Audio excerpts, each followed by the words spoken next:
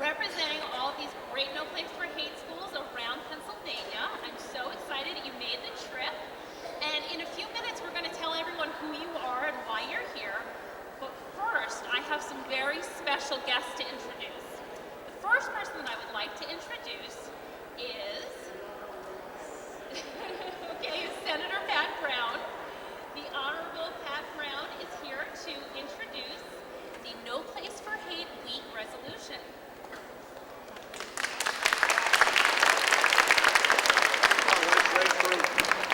Thank you for coming to our state capitol for such an important cause. And I'm proud to join my colleague from the House, Representative Frankel, in sponsoring a Senate resolution designated the week of October 6th as No Place for Hate Week in the Commonwealth, and recognizing the Anti-Defamation League for its efforts at promoting goodwill, brotherhood, and tolerance throughout Pennsylvania. I think I can speak for the entire General Assembly that we appreciate and support any effort in this state that promotes tolerance and diversity. But this is really not a new concept in Pennsylvania. In fact, back in 1701, over 300 years ago, in his Charter of Privileges, the founder of your state, William Penn, offered a very, very different idea for the rest of the world when he wrote, "No person shall be in any case molested or prejudiced in his or their person or estate because of his or their conscious persuasion or practice contrary to their religious persuasion." Back in 1701, 300 years ago, even before I was born, there was a very, very different proposition, but you can be very proud to live in a state that is at the forefront of tolerance and diversity.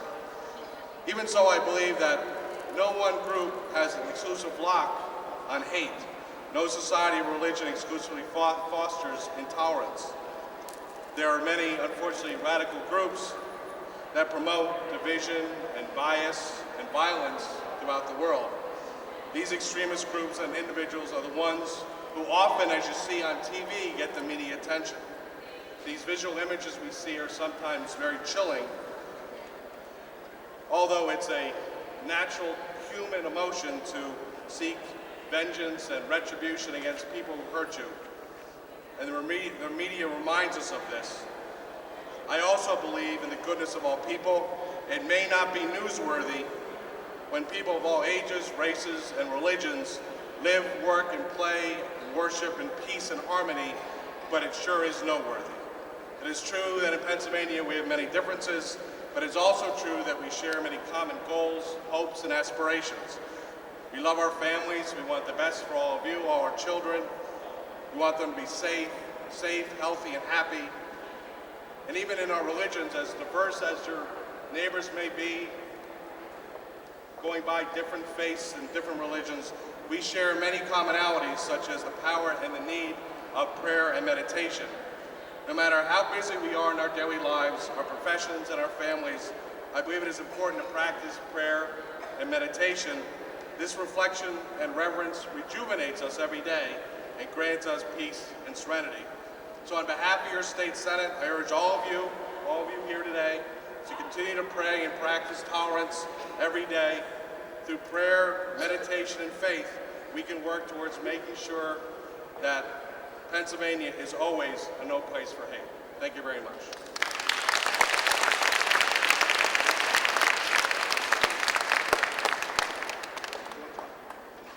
I'd like to recognize one of my colleagues in the state senate, Senator Connie from Montgomery County. Hi, Marshall Street. Welcome to Harrisburg. I see Representative Verb is there as well. I'm Connie Williams, and I represent, I think, some of you in the Senate here, and I'm delighted to see you all here. It's so important what the Anti-Defamation League has done with the wonderful program, No Place for Hate. And you know that we have just passed a very important law here in Pennsylvania that says that every school needs to make sure that there's no bullying going on and what to do if there are kids who bully. And so that every school will know and every teacher knows and every parent has to know and every child, every school child has to know what to do if somebody is doing something that's mean to you.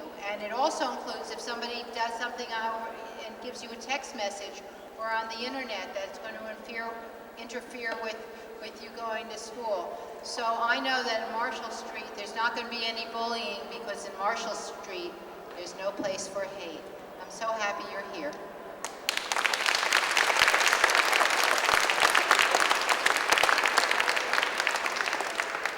Very inspiring words, and thank you for the unexpected surprise. And finally, definitely last but not least, I am very happy to introduce the Honorable Dan Frankel. Thank you. Good afternoon. This really is quite a wonderful gathering. As I take a look out at all these bright young faces, I see really kind of the panorama of Pennsylvania, the different races that we have, the different religions. You really are kind of a very colorful spectrum of our community across the state, and it's great to have you here on such an important occasion as we recognize the passing of resolutions both in the Senate and the House, which we will be doing later on this afternoon. I don't know if you'll have a chance to get up there and take a look, but we're going to be voting on this No Place for Hate resolution this afternoon, and I fully expect it will be embraced by all of my colleagues. Unfortunately, the reason we have to talk about these things and the reason that it's so important for you to be here is that we do have hate crimes, expressions of hate that take place in our state. And we know that if we start to educate our children in our schools, and that's what this program is all about, that we will have lessened the likelihood of having incidents like that take place in the future. It is terrible. I mean, every single year, I know in my community and communities across the state, there are many instances of not only discrimination, but actual acts of hate that harm people physically. And we've seen them this past year in Pennsylvania, and we're working very hard to change that dynamic. This is the most effective way to do that. Your presence here, your children understanding that this is something that we need to change is really the most effective way that we're going to have an impact.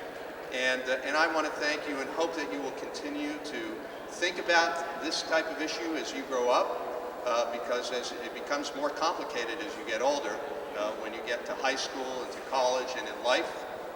So learning these lessons now through this program is such an important moment for you, and I think it's awfully important that we here at the state support it. As we know, the No Place for Hate program was developed by the Anti-Defamation League, which I've had an opportunity to work with over the years, and it's an outreach program that strives to empower schools and communities to challenge anti-Semitism, racism, hatred, and bigotry in every form. This program serves as an innovative and powerful method for building communities of respect by reducing bias and increasing the appreciation of diversity, the diversity that I see right here. In 2006, Governor Rendell, who's been very progressive on issues, trying to redefine our state in many ways to make us a more tolerant and diverse community, tolerates diversity, endorsed the No Place for Hate program and committed the Pennsylvania Department of Education to work with the Anti-Defamation League to enroll schools into the program. Schools have the opportunity to be designated as No Place for Hate by completing the following steps during the school year. First, establish a No Place for Hate committee of faculty, administrators, parents, community members, and students to spearhead the effort. Two, adopt the resolution of respect, affirming a commitment to respect diversity. And complete at least 3 anti-bias projects which challenge young people to think critically and evoke a sense of community. More than 160 schools and communities across our state have participated in this program so far, and we really hope that we're going to be able to expand it even further. And so during this No Place for Hate Week, the schools and communities will simultaneously kick off their goal for creating safer, more inclusive environments through various projects and activities, including unity walks, banner contests, visits from Sudanese refugees, global art exchanges, just to name a few. Our children will live and work in a world that is becoming more and more diverse with each passing day. Perhaps young people preparing young people for success requires providing an education in which social, ethical, and academic developments are inseparable goals. For this reason, I am proud to be the prime sponsor, along with so many of my colleagues in the House, to bring this resolution to the floor. I look forward to passing it, and your presence today will send a message not only to our colleagues, but across the state, that Pennsylvania is no place for hate. Thank you so much.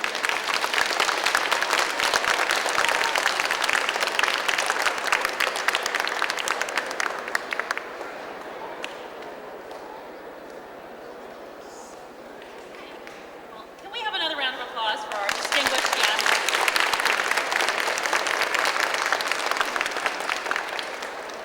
I am really excited that we had so many wonderful guests honor us today and that you all were here to witness it. And actually, the representative kind of talked a lot about what No Place for Hate is. So I'm going to make my comments much briefer than I planned, but I wanted to just tell you a couple of important things for you to think about with No Place for Hate. Now, a wise scholar once said, "If I am not for myself, who will be for me? If I am only for myself, what am I? And if not now, when?" Think about those words, and that's what we did almost 100 years ago. The Anti-Defamation League was founded to work to protect civil liberties and rights for all people, to secure justice and fair treatment to all people. We have 30 offices across the United States and in several other countries, and we are the world's leading organization in fighting extremism and hatred through programs, through services, through research and investigations, with trainings with law enforcement officers, and of course education and working with our wonderful schools across Pennsylvania and across the United States. Now, the No Place for Hate program was founded about 7 years ago, and in 7 years we've expanded to 160 schools and communities across Pennsylvania. And we're delighted to have so many of our schools here today to talk about their experiences with No Place for Hate and to teach a little lesson to everyone who's listening about what it takes to be a No Place for Hate school. Now, as the representative said, there are 3 steps to becoming a No Place for Hate school. And I'm really happy to say that everyone here has completed those steps, and all of our schools have either just recently received their No Place for Hate designation or they're shortly going to receive it. Now, our schools and communities have participated in projects that range from everything you can think of under the sun to talk about the message of spreading appreciation for diversity and fighting hate and bigotry. They've participated in essay contests, poster contests. They've brought in guest speakers to talk about their experiences in the Holocaust, to talk about their experiences as refugees from Sudan. And even one amazing school had a guest speaker who helped write the Constitution in Afghanistan and taught the students about what life is like in Afghanistan. So through the No Place for Hate program, our students and people who participate are able to learn incredible things that are going on beyond just their own backyard, but also learning how to cooperate and get along and treat each other with respect in their schools. Now, not everyone in this whole building right now is part of No Place for Hate, but this is No Place for Hate Week, and I want to give you a couple of tips on things that every person in this whole room, is everybody listening? Every person in this whole room can do to celebrate No Place for Hate Week and to make sure that their community or their school or their workplace or even their home is as accepting and respectful as it can be. The first thing everyone should do is challenge stereotypes. If you hear someone talking about a group of people negatively, or even positively, because all stereotypes have a negative spin to them, I want you to stop and use your brain and think, is that actually true? I want you to look for evidence that contradicts those stereotypes, not just evidence that supports it, because too often it's easy to look for evidence that supports it. I also think it's very easy for people to be an ally to someone who has been a victim or a target of hate or of bullying. And that means not just being a bystander, but that means reaching out and telling the person that you support them and you really are hurt that they got hurt. And for students, it also means telling a teacher or telling an adult if you hear or see someone being bullied. And some things that the grown-ups can do to help make their workplace or their home or their community no place for hate. How about in your office? We've got a lot of business and government officials here. How about in your office inviting people to lunch that you don't normally have lunch with? Expand your social circle. And how about holding a brown bag dialogue where you can invite your colleagues to sit and talk about some current issues about diversity and some hate crimes and incidents that may be going on in the community. Another thing that everyone can do is be aware and be supportive of your coworkers and your colleagues' special religious and cultural holidays and observances, because not everyone celebrates the same religious observances and cultural holidays, and it's a nice way to learn about your colleagues. At home, another thing that you can do, you can create a family movie night where you choose movies that talk about issues of diversity and some challenging issues of racism or homophobia or other issues of bigotry. And finally, another idea for you parents out there and for some of the older students, you can choose books for yourself and for your children that explore these issues of diversity.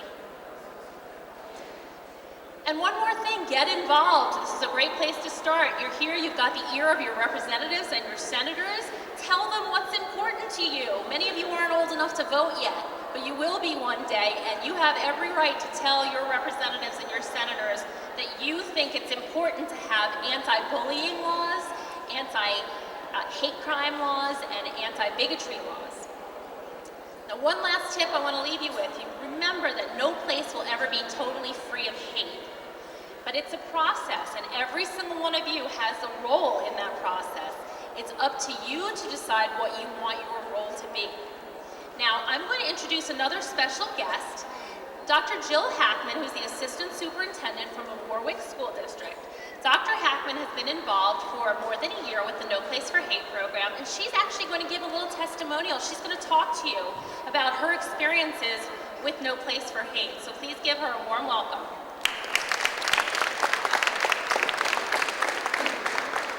Thank you, Ms. Stewart, and good afternoon to everyone here. Thank you. I think I could speak for most school districts across the Commonwealth who are participating in the No Place for Hate program, that how awesome the Anti-Defamation League has been to work with. So thank you, Ms. Stewart, and to the entire team at ADL. We appreciate your help. I asked Representative John Baer to be here this afternoon with me as well, just to extend a special thank you to him for his support in our district. The Warwick School District is located in Lancaster County, which is about 45 minutes down the highway here, and we have 4,600 students in our school district, so we have 6 school buildings.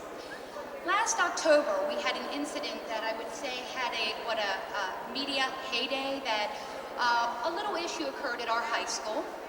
And again, when I say a little issue, in the school districts, we take any issue, any concern, any question very seriously.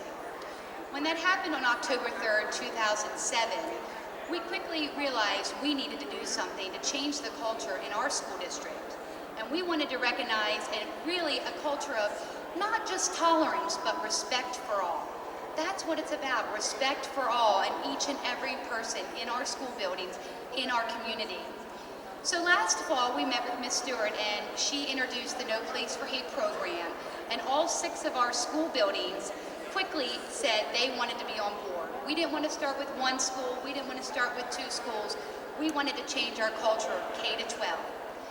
With that, January of 2008, we began the journey. And Representative John Baer was great support, financial and also community support, out there endorsing us and working with us to bring in speakers to talk about the Respect for All initiative. And as we move forward into this new school year, I can say that I'm proud that all 6 buildings last spring were designated as No Place for Hate schools, and we look forward to the 2008-2009 school year. And I just wanted to say thank you again to the ADL for their support, and I wish each and every one of you a great school year. Thank you.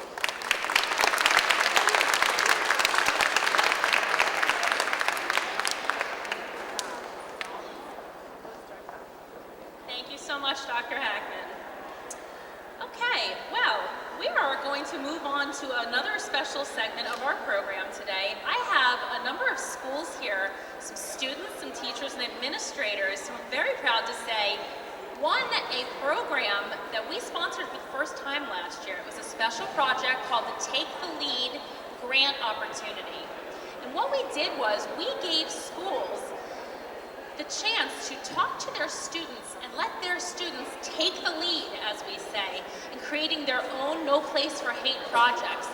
Very often the No Place for Hate projects are created by the teachers and by the administrators, but we really wanted to see what the students had to say and what they could come up with, because we have found that some of the most exciting creative projects come from the students themselves, and we were not disappointed. We had dozens of entries from No Place for Hate schools around the state, and we are here today to honor 4 schools, 4 very special schools, who came up with incredibly unique, exciting programs for No Place for Hate and for the Take the Lead project. So, I am going to call you up one by one. I'm going to start with John Beck Elementary School from the Warwick School District. They came up with an amazing program called Gifts and Challenges, Everyone Has Them. Now, John Beck Elementary School has a large population of students who have special needs, and there's a whole range. There are students with hearing challenges, there are autistic students, and lots of students with different needs. So they decided that wouldn't it be wonderful if all of the students in the school could learn about the different abilities of their classmates. And they came up with a year-long idea to really help educate students, their peers, and the teachers about the different needs of the students in the school. Now, unfortunately, John Beck Elementary couldn't have a representative here today from the school, but again, I am delighted to welcome back Dr. Hackman from the Warwick School District to receive their award on their behalf.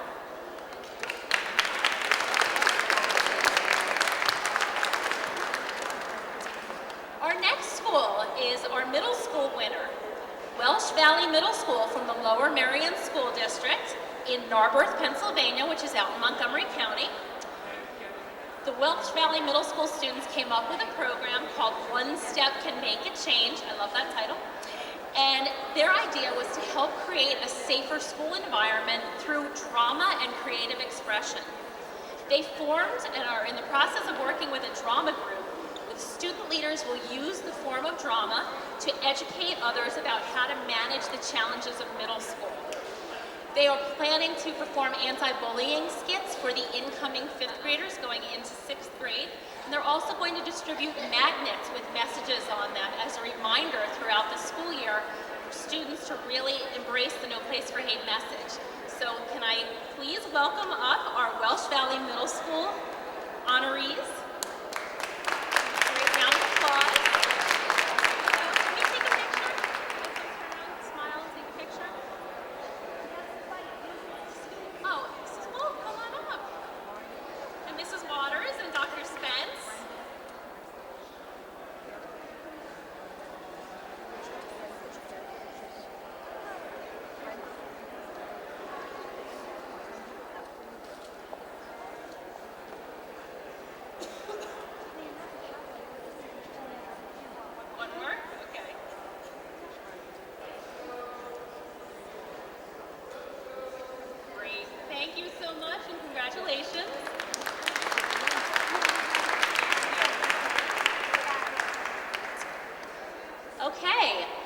winning high school. Our winning high school is Emmaus High School from East Penn School District in Emmaus, Pennsylvania, which is in Lehigh County. They came up with a project called No Place for Hate Kickoff and 9th grade orientation. And they had a similar idea to what the middle school was doing, is that they wanted to make sure the incoming students, the 8th graders coming into the high school, really understood that Emmaus was a school where no hate was tolerated, where all students were treated with respect. So they wanted to grab those incoming freshmen as soon as they got there. So they planned an orientation project and held assemblies with the incoming 9th graders and then also with the entire school. They are bringing in a guest speaker named Dr. Michael Fallon, who is a well-known actor and psychologist, and I just heard someone in the audience, fabulous, so he is well known for his talent and his skills. The students at Emmaus High School have already started using the No Place for Hate language to call out acts and speech of negativity and bullying and bias, and they actually can hear students on a regular basis using the terminology. And student leaders are going to use this message throughout the year and monitor the impact of the program on the school. So I am delighted to welcome up the Emmaus High School group. If you please come up.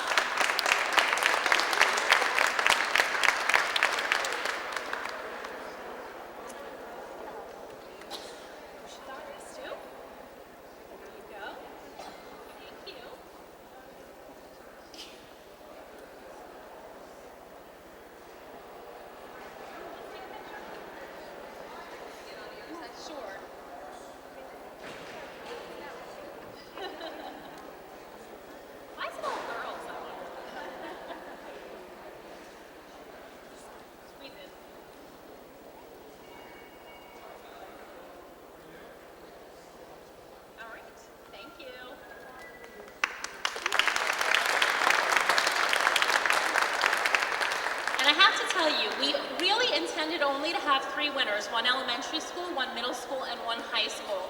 But we got another high school entry that we thought was so compelling that we created a new slot. We are awarding an honorable mention to Warwick High School. Warwick High School is in the Warwick School District in Lidditz, Pennsylvania, in Lancaster County. And one of their No Place for Hate projects is that they brought together students from Warwick High School, which is in a suburban area, with students from Lancaster City, from McCaskey High School, and they did a student swap where students spent time at the other school to learn what it was like for the students in the urban environment to learn what it was like to go to school in a more suburban environment, and vice versa. Well, the project had such great meaning for a number of the students involved that they wanted to take it school-wide. So they created a Warwick McCaskey dance, where the goal is to provide students from both schools a chance to interact and develop more realistic and respectful perceptions of their peers from the other school. The student leaders of the project hope that the dance will erase the stereotypes that they feel are often created in fear and anger, and that it will open new doors and shed new light on the way that we think. And again, unfortunately, Warwick High School was not able to attend, but I am happy once again to welcome Dr. Jill Hackman back to the podium to receive their award. Can we get a picture? Okay. All right.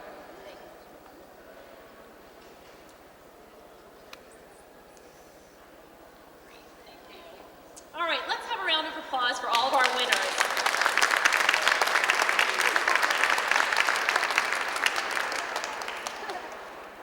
I now have one last very special thing that I'd like to do, and I would like to tell you that we have a group of, how many do we have, 100 students that came here today with their teachers from Marshall Street Elementary School, which is all the way in Montgomery County, which is where I'm from, near Philadelphia. So they traveled very far to come to sing a really incredibly moving song for you today that talks about the pain of what it feels like to be bullied or to be treated disrespectfully by your peers. So I am delighted to welcome up the Marshall Street School to sing Don't Laugh at Me. Stand up and wave for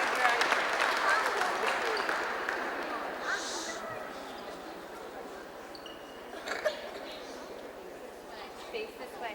Face this way.